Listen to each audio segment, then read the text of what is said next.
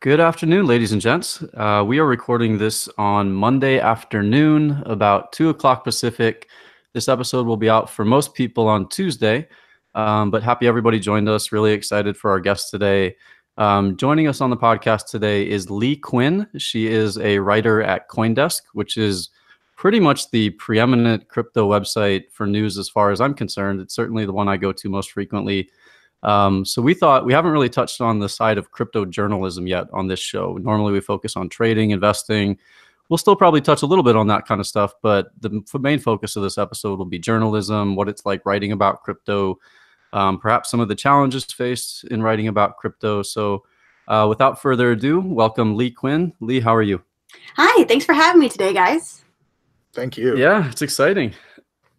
I think we've all been looking forward to this for sure for the past couple of weeks since we had it set up.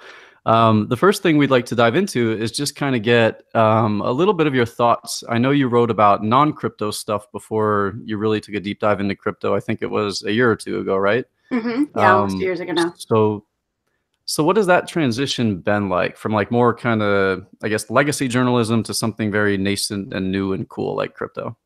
Yeah, so I had to completely relearn how to do my job, but I'm still learning every day.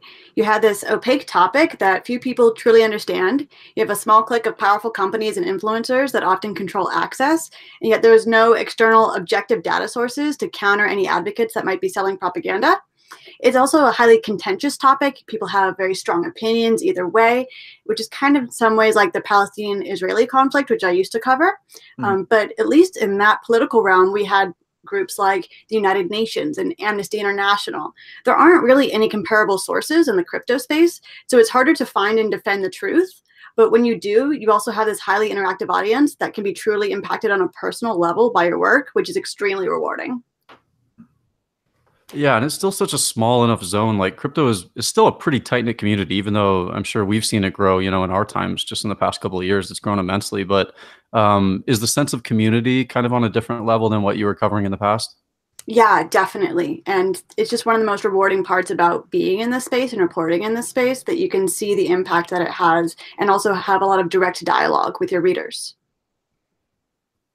That's got to be pretty rewarding, having like more interaction and you get more feedback initially on your stories, at least from like a small community of crypto Twitter.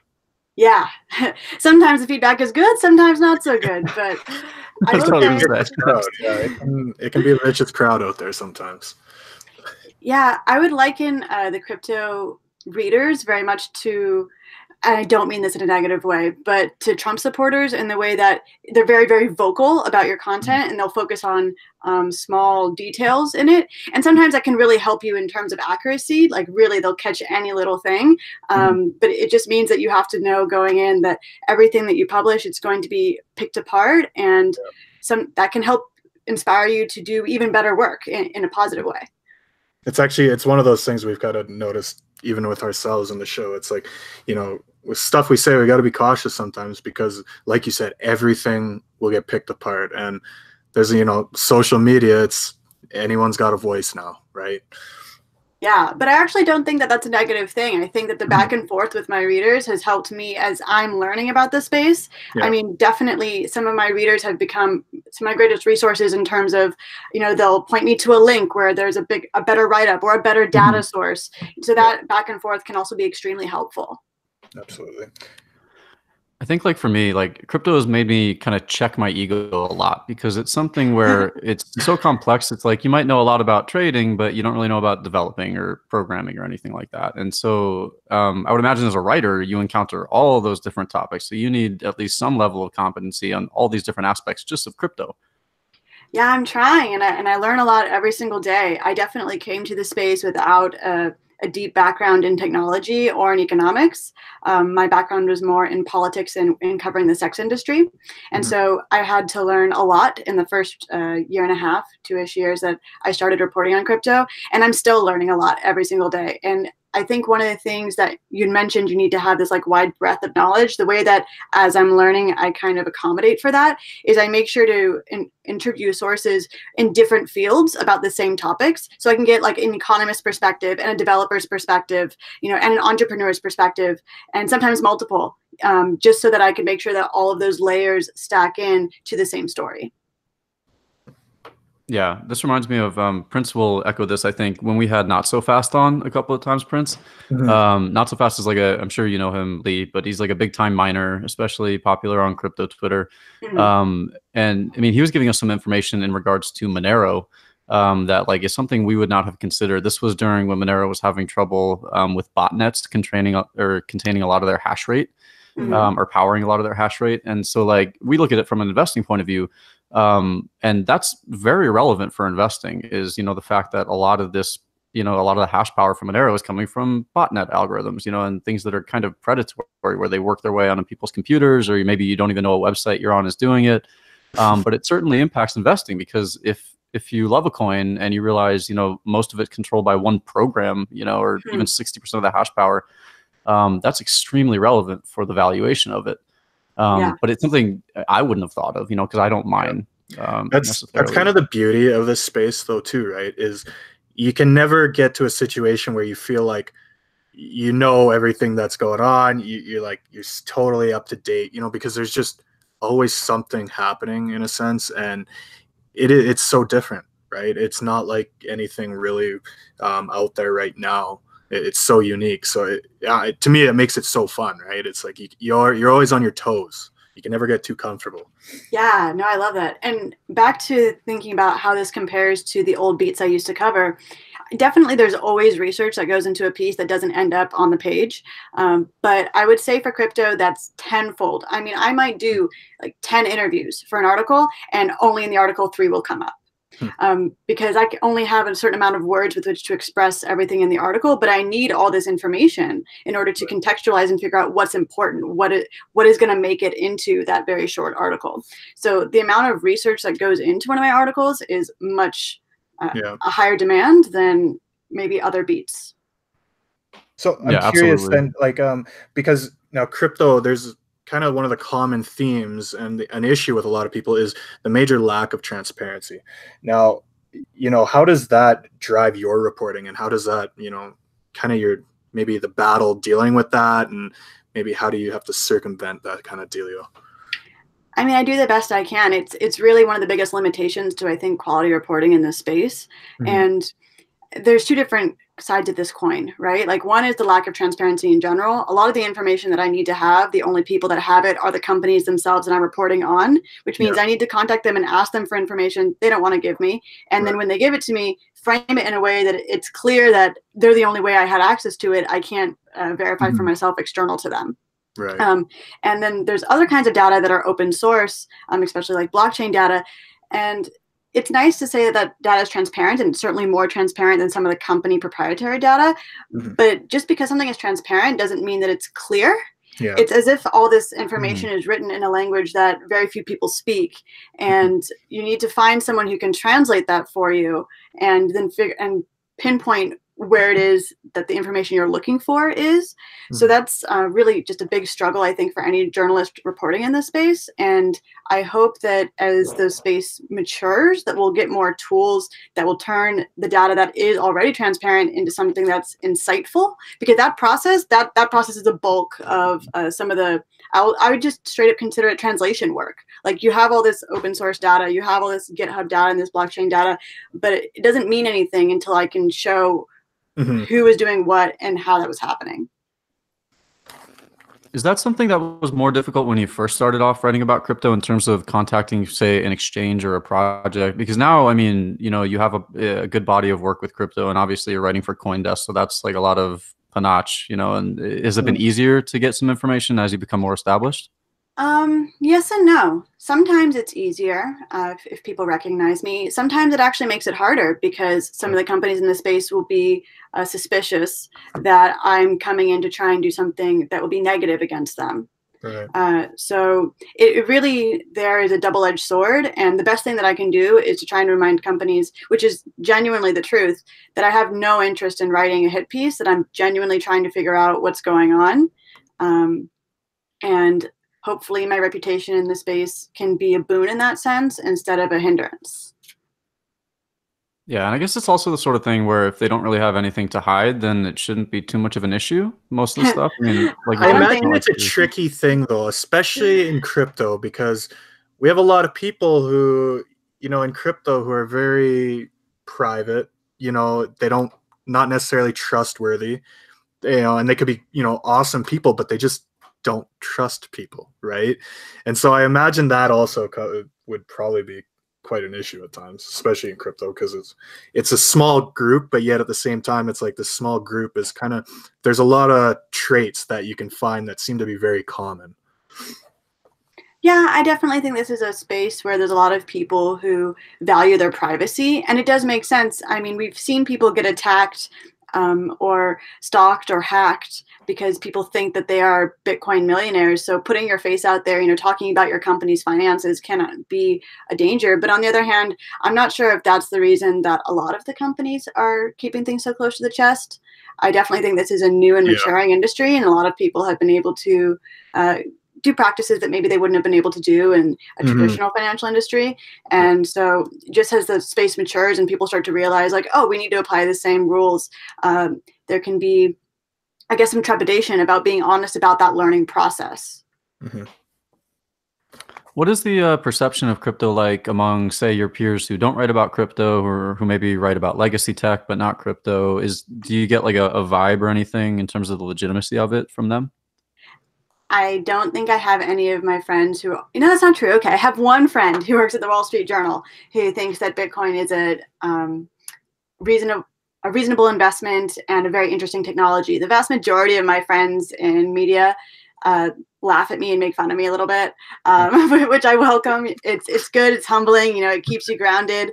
They like to tell me things like, Bitcoin is a bubble. Did you know that? As if that's the first time I've ever heard this.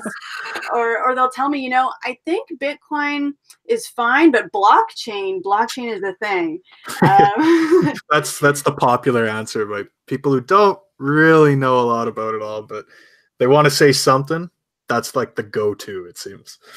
Exactly. But I feel that also is a reflection of, the broader, the mass markets, what they think about crypto. People still don't know what Bitcoin is versus Ethereum. People still don't know what Bitcoin is on its own as a concept. I find myself explaining a lot, just like the basics of what something is, because they'll just tell me things like, oh, I've heard about that. It's like a high-tech stock, right? and so I just go back to basics and really explain like point A, point B, like what is this? How did it come to be? And why is it different than dollars? I remember actually I had somebody, this was a while back, and he had texted me and he's like, hey, so he was looking to buy some UBQ coin, and it really caught me off guard when what he said to me, and I'll always remember it, and it really brought it back to my memory after you just mentioned this. And he's like, so I'm gonna buy, and he gives me an X amount of number of UBQ shares, and I was like, excuse me, like what? But he didn't find anything out of the ordinary with that. He's like, yeah, I'm buying all these shares up. And I'm like, no. These are not shares, right? And it does seem, it's funny because, we're in the space and we understand that, these are coins. These are not, these don't represent really anything for a lot of it. It's kind of, you create your own intrinsic value on it. But, the average Joe who's maybe never dabbled with it is just going to naturally think, well, oh, this is just stocks again, right? They're just digital now. It's kind of funny to think about because it's just it's a little nostalgic now just thinking about that. We have a long way to go in terms of education outside the space. Oh yeah, it reminds me too of the most recent or the biggest recent exchange hack. I don't know if it's up in the air, the Quadriga thing with the owner passing away / maybe dying, maybe not. I don't want to disrespect the dead, but it seems like a lot of that is still up in the air. But I remember though when that happened, we saw a bunch of people on Twitter posting screenshots from texts they got from their friends who were like, "Oh, did you hear the guy with the Bitcoin keys died?" And like, there's no control over a lot of it now. It's like, kind of works like that, but not really. all the Bitcoin keys. Yeah, but that's one of the most fun things to try and explain to my friends is trying to show them like, hey, there's a thing, a multi-million-dollar global asset that no one is in control of. And just trying to get them to understand that concept. They'll be like, well, what do you mean no one is in control? It's like, okay, sure. So, there are developers that have access to the GitHub, and there are miners who have access to this.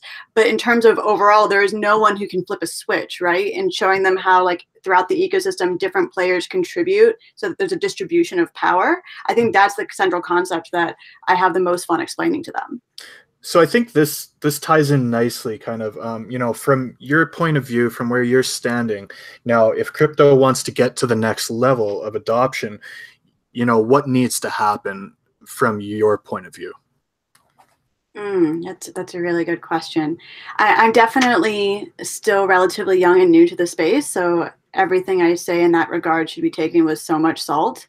But I think, from my perspective, in terms of adoption, I guess we need more people to accept it in exchange for goods and services, because there's a lot of interest in bringing institutions into the space for speculative trading, and that also is a huge part, right? Like, that can contribute to liquidity across the marketplace. But that won't lead to someone in Venezuela wanting to use it. So one of the fun things that I get to learn by interviewing people around the world who are involved with the space and often using the technologies is that there is no one single use case. There is no one single utility for Bitcoin. As a matter of fact, people in different situations use Bitcoin in vastly different ways. And even their behavior can change sometimes depending on their education level as they become more familiar with the technology. So I think having a more diverse pool of places and opportunities for people to use their crypto, including speculative trading on a mass institutional scale, but not limited to it, is what can drive adoption, just in the sense of, like, you get more people on board doing different things. And we're still learning, like, does this work? It's still an open question. Can Bitcoin survive? And so in order to understand if Bitcoin will survive, we need to see it in all these different kinds of environments. Right. Yeah, for sure. I think one of the main things that springs to mind when I think of that is, like, I still think most people just hoard crypto. It's like the thought of selling it for anything or trading it for any good or service is, like, counterintuitive, because they're like, well, I'm in this for an investment. Like, I don't care if I spend it anywhere, But I do think want to that be is really important, clear. Like, I'm not offering financial advice. I definitely think that people should make their own choices. And if people who want to store and hold their own crypto, that can also be a great choice depending on your situation. So I'm not saying that, everyone should be shopping with their Bitcoin. That's not at all what I'm saying. But just the idea of a lot of people don't have expendable wealth. Right. So if what we're trying to do is to create a global currency for people of all different income levels, then we need to have opportunities for usage and value at the various different income levels. Yeah, for sure. Let's go back to Venezuela for a second, because I know you've done a lot of research on that topic. Maybe just recap what is going on in Venezuela for anybody who doesn't know, or how it involves crypto and what you've learned from researching that. Yeah, so Venezuela is in the middle of a political crisis, an economic crisis, where inflation makes their local currency practically unusable. And because of that, a lot of people use cryptocurrency that includes Bitcoin, but is not limited to it. And something I discovered during my research for an article about the use case of Venezuela, people love to hold this up as the prime example, the shining example of what Bitcoin could be. And the truth is a lot more complicated than that. The truth is that a lot of people are still using Bitcoin as a tool through which to get dollars. Through which to get another asset that they are more familiar with, that they can use in different ways on international markets. But even within that, I just found that people of different income levels and different situations use crypto in vastly, vastly different ways. A lot of people, especially middle class to upper middle class people, use it for remittances, to send money abroad, to receive money from abroad, to pay for any amounts of things that they couldn't buy at a local store. While a lot of the people that are lower income, they use crypto to purchase food or other necessities at local merchants that accept it, and then we'll go and sell it in a place where those foods or goods and services are not available. So there's become this cross-border economy, particularly between Colombia and Venezuela. Okay. Where people on one side, there might be more merchants that accept crypto and they can get access to crypto, and then they'll take the food on literally like on their backs and trek it over and sell it or give it to their families, and then vice versa. Also the same thing for medicines, for example. So it does really show that there is this great global network that's emerged of both expats, immigrants, and just people within the country that are mobile, that are able to use this asset and in ways that they couldn't use the Bolivar, which is really not useful when it keeps going up and down in such dramatic inflation. Yeah. But it also shows the limitations, because where they are able to use cryptocurrency, including Bitcoin, is very much defined by where they can access liquidity. Mm-hmm. And there are few people in Venezuela who can afford to hold Bitcoin for itself, just because like that means you need to have expendable income for several weeks or months in advance. Right. So a lot of like what we're seeing out there then would be almost as quickly as it's being bought, it's being kind of moved again, and it's not one of those things that we're seeing people just the term hodl in a sense. We definitely do see people hodling, but there are people of a certain socioeconomic class that can afford to hodl. Right. You know what I mean? A lot of other people are using it as a way to purchase things or transfer value. Mm-hmm. I don't want to make it sound like there's only impoverished people in Venezuela. This is not the case. There's certainly a wide range of income levels, but we can definitely see both income and education having a huge impact on the way that people use Bitcoin. As they learn more, they save more. Okay. But in the beginning, they're just looking for a way to eat. Mm-hmm. Yeah.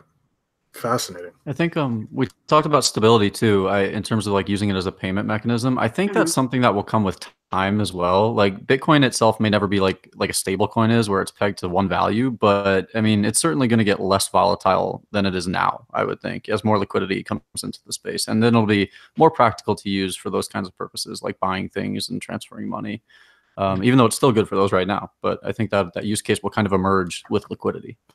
That's something that there's Jack Mallers, who is the Lightning developer behind Zap, told me that I'm personally not an economics expert, but that made a lot of sense to me in terms of what institutions can add for retail users, because the more institutions that we have that provide global liquidity, the more stability that it will have for retail users. It was Jack's theory, and I think that theory makes a lot of sense. I mean, if we think about the financial assets that we rely on today, the liquidity and stability are both provided by larger institutional structures. Yeah.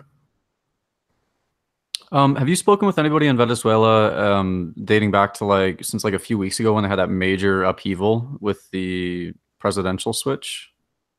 I think I interviewed someone who's a Venezuelan expat who's in Panama at the time. The last time I talked to someone on the ground in Venezuela was probably late December. Gotcha. When you did talk to them, what was their kind of feeling, or what were some takeaways from that conversation? The situation in Venezuela is pretty bleak. There's no way around that. There was definitely a feeling of Bitcoin has become the tool of last resort. Nobody turns to that first because everything is going groovy. But that being said, I remember when I was speaking with him, his mom, for example, was dying of cancer, and he was having a lot of difficulty getting the medications and the treatments that she needed. And I mentioned to you the Colombia border black market, but black market implies something nefarious, and this is just because those goods and services aren't available in Venezuela anymore. So they would go to the hospital and they'd just be like, we're out of medication for today. We're out of treatments for today. That's all there is to be done. And so he turned to the Colombian market and was able to use Bitcoin to get her treatments, and she's recovering and doing well. And he was telling me Bitcoin saved my mom's life, crypto saved my mom's life. And of course, would he have preferred to have his local hospital have the things he needed? Of course, that would have been way easier, but they didn't. And the fact is that having access to crypto in this global currency that he could then use for cross-border transactions had a very tangible impact on his life. He was able to help his mom survive. Have you gotten a feel at all for how common the knowledge of Bitcoin is within Venezuela for that purpose? Is it something where you can just approach a random person and there's a decent chance they've heard of it or use it? Or is it still a smaller segment of the country that just has found this amazing loophole in your perception of it?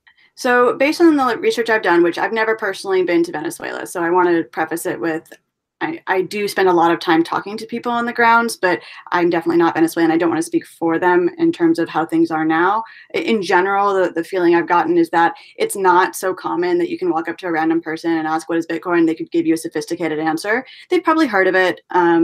They might be able to tell you that it's kind of a money, but definitely literacy, computer literacy, has a big impact on what people know and understand about Bitcoin. And that's something that, again, as we see people learn more about cryptocurrency, their behavior changes when it comes to the ways that they would be interested in spending it and the ways that they are be interested in acquiring it. And that's something I find really fascinating, because a lot of these people are very self-taught, and it's inspiring to see.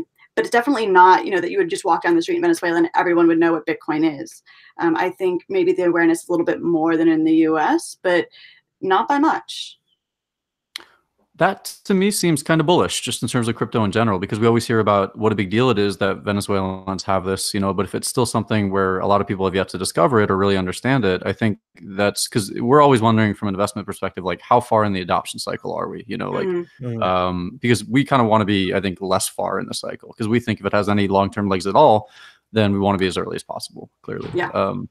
So it's very interesting to hear that report, like from the ground, because like one of the most impressive things consistently for crypto for me has been the Venezuela local Bitcoin charts. You check them and the volume is always, it seems like it's higher one week than it was the past week, consistently for like a couple of years. It's been doing that.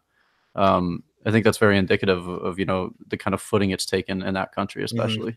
So I want to also broaden the conversation there to beyond Venezuela, because we've seen so many Venezuelans leaving the country for very obvious reasons. And also, if you look at the local Bitcoin charts, for example, Colombia, Argentina, you'll see similar trajectories.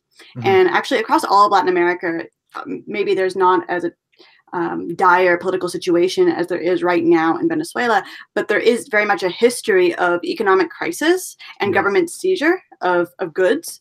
So when you talk to Latin Americans about Bitcoin, you don't have to do as much explanation as you do for Americans, because like you just explain the concept and they're like, oh yeah, I got that. I want that. I like almost every Argentinian, or every Chilean, for example, can tell you a story of someone in his family or a friend he knows that under dictatorship lost assets or wasn't able to get their money out of the bank. If we're thinking more recently, like the 80s and 90s, they have fresh in their memory the idea of the kind of crisis that Venezuela is currently undergoing. So as we see a lot of Venezuelans also leave the country and go to other Latin American countries, they're also teaching other people. And it's kind of like this circle. That's, I think, a very bullish fact as well, of like this cycle of education that's happening mouth to mouth, person to person, when it comes to the value and usage of Bitcoin. Yeah, and it's something I think it's easy for us to take for granted, because we all have, comfortable homes and freedom and comfortable beds to sleep in, and we don't really worry about that stuff on a given basis or a given day. Yeah. But these are actual things that do affect a lot of people in the world. And that use case is not to be forgotten, even though it is easy to take for granted. It's one of those things. It's like you said at the start there, where there's a lot of different uses for it, and kind of just saying it has one use case it's a wrong thing to say. And looking at how it gets used, up here in North America compared to in Latin America, to me, it's a great example of these different use cases. Yeah. I think especially too, if you look at like political unrest seems to be at an all-time high too. And I'm sure that's something you can speak a lot on, Leigh, given that you reported on that stuff in the past.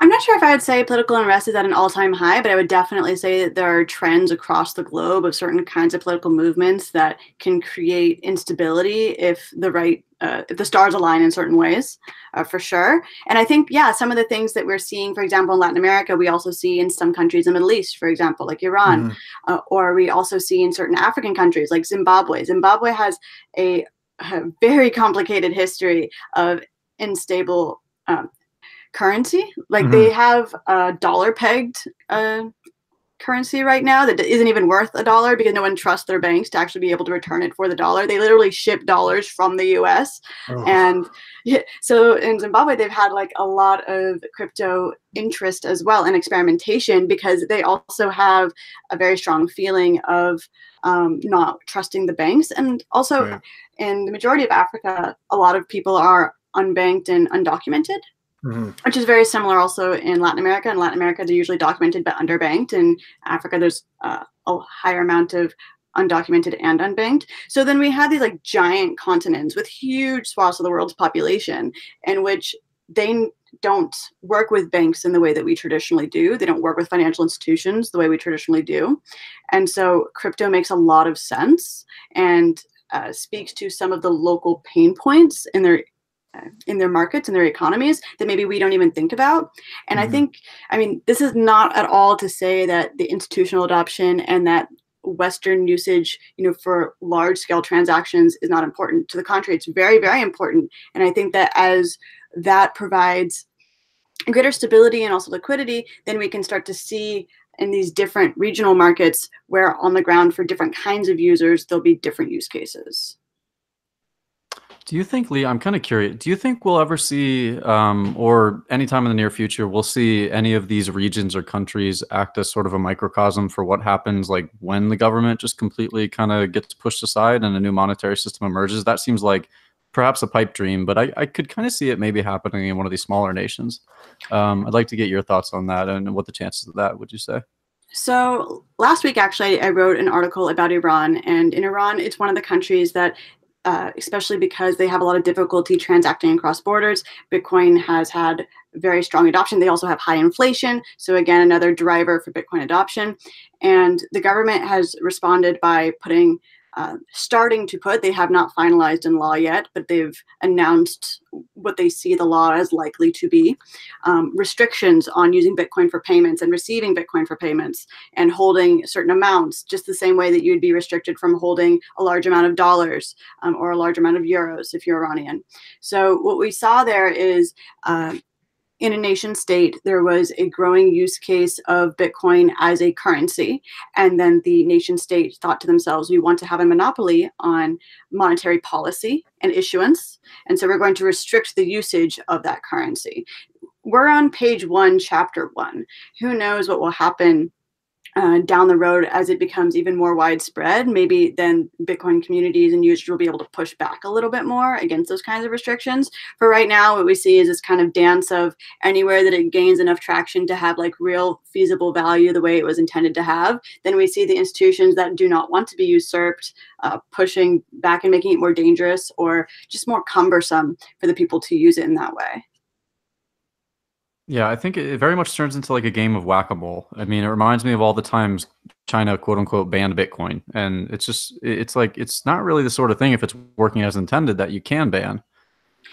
I mean, just quickly to wrap up the Iran thing, I don't think that it means that the government is anti-Bitcoin. I just think like you'd mentioned, there's certain restrictions and then it becomes, yeah, I don't know. Like we're just starting to see how nation states interact with the idea of a stateless money. We haven't had this in centuries, maybe. And certainly the reaction has not been, yes, welcome, please take away our monetary policy monopoly. But on the other hand, we have seen governments that are very open to the idea of learning and not wanting to restrict it outright. So that can be seen as a positive sign. For sure. Okay, moving on a little bit, Leigh. One of the questions we had, and I know we touched a little bit on this talking about Venezuela, but are there any articles or topics that you have written about that stuck out to you in terms of requiring a lot of research or anything that was especially interesting to you to write about? Wow. I mean, like so many of the articles I write about are interesting to me. All of them, right? Yeah, I mean, yeah. No, I'm really lucky in that sense. So we talked about Venezuela. That took a lot of research. That was a project that took me a very long time. We talked about Iran. That took a lot of time. Also, it takes a little bit less time because I have experience in that industry, but I've been doing a lot of reports on sex workers and their usage of cryptocurrency, and I think that's really interesting. That's a use case in the Western world and also globally for people that really need to have control of their own financial tools that at the moment are excluded from most of the institutions that we rely on.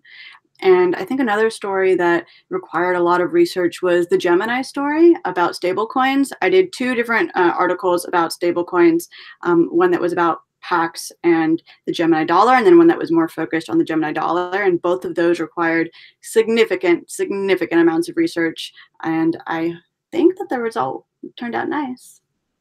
For anybody who hasn't read the issue with the Gemini stablecoin and the redemptions, can you recap that article and what went on or what has been happening with that a bit?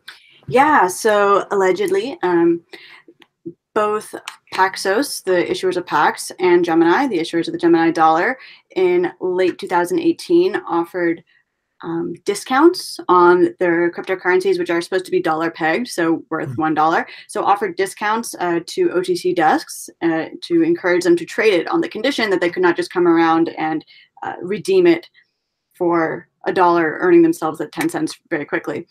And this created a frenzy of stablecoin swapping and arbitrage across different exchange platforms. And what we saw with Gemini in particular is that several OTC desks reported that they had their accounts shut down when they tried to redeem eventually.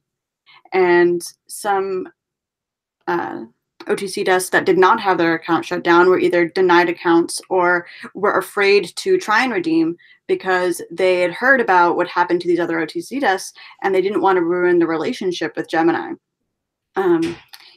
Basically, this just means that there is an asset issue that is supposed to be worth $1 and redeemable through a certain through Gemini, and it's hard to say that it's actually worth $1 when first off you're giving it for less than $1, but second off you can't really get your dollar back because your access to Gemini is limited. Did you try to contact Gemini about this, and if so, what was their reaction? Oh, I certainly talked to Gemini about this. I don't know. They gave a statement for the article. They did not directly address any of the cases brought up, but certainly we discussed it. I don't think that I can say anything else other than it was discussed thoroughly, and they issued a statement about having very strict compliance standards. This is a fascinating kind of thing to me because, we've seen a lot of hype around the stablecoin, introduction into crypto. And now we're seeing, a plethora of them coming out. So just seeing, okay, now we're seeing some, maybe some hiccups that some of these issuers are going through. And, because I think for a long time, people were just, oh, it's all sunshine and rainbows. You just start a stablecoin. It's going to be easy, right? But maybe isn't the case. I'm not sure if it's a hiccup. I feel like that was a systematic. Yeah. It's kind of weird. It's not something you want if it's your money, and it's okay.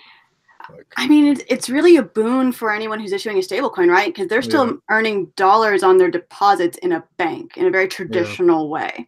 So all you need to do is be able to make sure that you can keep those dollars in the bank, for example, by making sure that only certain kinds of parties can redeem. To be fair, I do not believe that there was anything nefarious going on. I don't think that there was some, giant, mustache twisting scheme. However, the fact is that any institutional trader can probably have a bank account with a bank that will allow them to, even when the bank is closed, do instant transfers directly with the exchanges. Anyone who's banking with a bank like Silvergate doesn't necessarily need a stable coin for the intended purpose of being able to trade when a bank is closed, because they have special kinds of institutional accounts for those kinds of traders. Right. I'm curious, forgive me if I've missed something that you've written, but have you done any research on Binance? Because it seems like Binance is one of the biggest companies right now where they're doing this kind of evasive, oh, regulations here, we move here. Oh, regulations there, we move here. And I wonder how long they can keep this up. Have you done any research into Binance for any articles, like a deep dive? I have, not as deep dive as I'd like to. I would love to do more. If Binance people are listening, you know that I always want to do Binance stories. I will say definitely Binance has a reputation of running around and having regulatory arbitrage. I will also say, though, that the more that I work with Binance, and I've worked with Binance over the past year increasingly, and I'd love to do more of it, I was very skeptical of Binance when I started, and certainly I'm not making any kind of endorsement, but I think the more that I work with Binance, the more that it's clear to me that the people there know what they're doing, whether they're doing it wrongly or whether they're doing it correctly. There's a lot of companies I work with where it's very clear that the people do not know what they're doing and that they're going to get caught with their pants down. Binance will not get caught with their pants down. Binance is making very conscious and deliberate decisions. And I think that the entire space has really benefited from what Binance has brought to the table, regardless of whether or not we like. There are certainly many things to criticize Binance about, but I will say that when I talk with, for example, OTC traders, like the liquidity on Binance is real, which is not always a given in this space, and the strategy is thoughtful and intentional. Okay. Well, I guess we'll see what happens in terms of the regulatory arbitrage there. I think another thought I had with Binance too is like at this point they've had so much success just as a traditional company and exchange that like the amount of capital they have to work with, if anything does come their way blowback wise, I mean, I think they're going to be able to handle something. It's not like, they're going to get hit with a subpoena and all of a sudden it's shut down. Because I feel like with the amount of legal team or the amount of legal help they have and just the amount of capital and how deep their pockets are, I got to think they'll be able to deal with anything, much the way Coinbase is like not going to get just shut down all of a sudden, because they have enough of a footing. Even though Binance is not doing things nearly as by the book, I think, with US customers as Coinbase is. But that was another thought I had related to them. I mean, that is true. Binance is a very profitable company. And I don't think their legal team is as big as Coinbase is necessarily, but they could very well be prepared if anything were to, if they were to confront any issues in that regard. Definitely. I think Binance has just exploded over the past 2 years and really become a colossal force in the space. It's crazy, right? It was an ICO not long ago, right? Like, this is the classic because everybody... it's funny because we were in such a period of just crap for ICOs, you know what I mean? Like it was just everything and anything. It was just garbage. But, then you do have some like Binance. They had an ICO and look at how they've done. It's pretty amazing.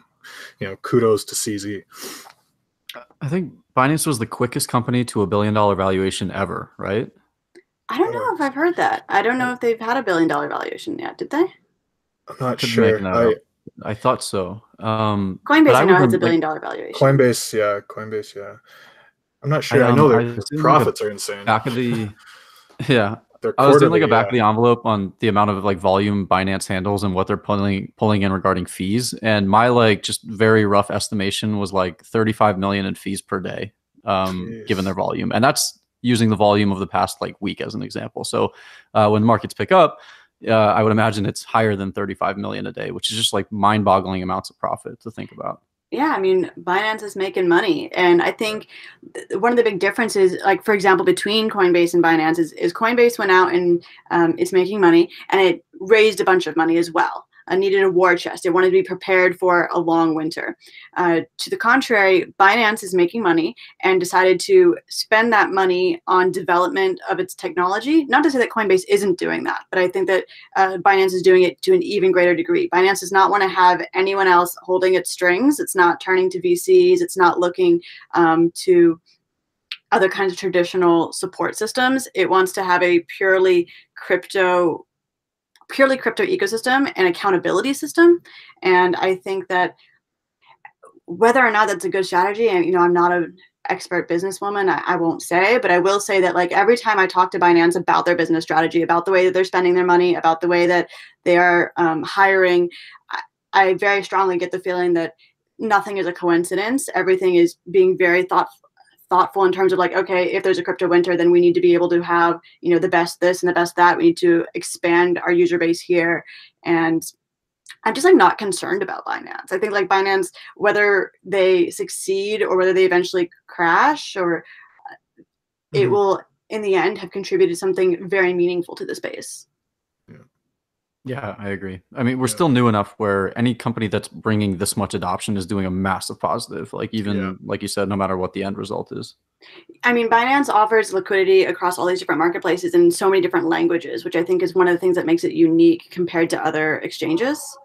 And I know that they are definitely looking to beef up the diversity of their languages and then the materials that are available and the tools that are available in different languages. So I think when we are talking about like a global economy, then definitely Binance is one of the key players there. Yeah, for sure. Alrighty, we're going to wrap things up, Leigh, but really appreciate your time. It's been a fascinating conversation. I'm sure for all of us, I definitely learned a lot. I think Prince has too. Yeah. Before we let you go, is there anything you want to leave with the listeners, where they can find you, where they can follow you, anything like that? Yeah. So I'm on Twitter. That's LA__CUEN. And obviously I publish on CoinDesk. I have an authors page. So if you just Google my name, LEIGHCUEN plus CoinDesk, you'll find my authors page. And that way, if you happen to miss a story that I wrote, all my stories are there on my author page. And feel free to reach out if people ever have story ideas. I genuinely do try and listen to my readers and to create stories that I think speak to their interests and their needs. So I always appreciate feedback. Awesome. Awesome. Thank you. Thank you again. Yeah, really appreciate it. This was great. Thanks so much, everybody, guys. most of you will probably be hearing this on Tuesday morning, so enjoy your commute as much as you can, even though everybody hates commuting, but enjoy the episode. Have a great week, everybody, and we will chat with you next week. Take care. Take care. Bye.